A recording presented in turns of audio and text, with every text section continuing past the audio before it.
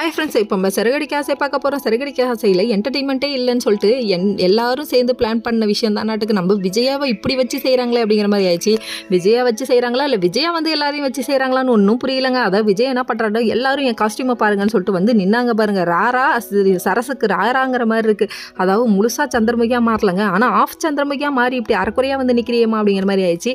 நான் பரதநாட்டிய கிளாஸ் போகிறேன், எப்படி இருக்கேன் பாருன்னு சொல்லிட்டு வேலம்போடெல்லாம் வச்சு காமிச்சிட்டாங்க. ஐயோ என்னையா நடக்குது இங்கே, ஒன்றும் புரியலையே அப்படிங்கிற மாதிரி இருக்குது.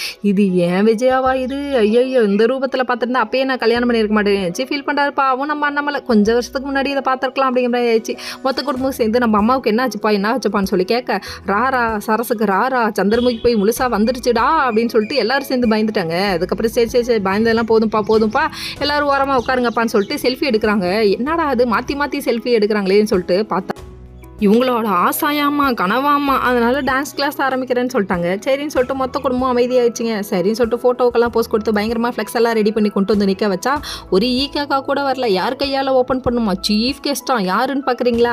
நீ நல்லாவே இருக்கக்கூடாது, உன் குடும்பமே அழிஞ்சு போகணும்னு நினைக்கிறவங்க உனக்கு சீஃப் கெஸ்ட்டா அவங்கள வச்சு ஓப்பன் பண்ணுறியம்மா, நல்லா இருக்குமாம்மா, கடை விளங்குமாம்மா அப்படிங்கிற மாதிரி ஆயிடுச்சு. டான்ஸ் கிளாஸில் பாராட்டினவங்க படைச்சவங்களை யாராவது சாதிச்சவங்களை கூப்பிட்றீங்களான்னு சொல்லி மீனா கேட்க, இருங்க கூப்பிட்றேன்னு சொல்லிட்டு ஸ்ருதியோட அம்மா கூட்டு வந்து நிற்க வச்சு கட் பண்ண வச்சுட்டாங்க.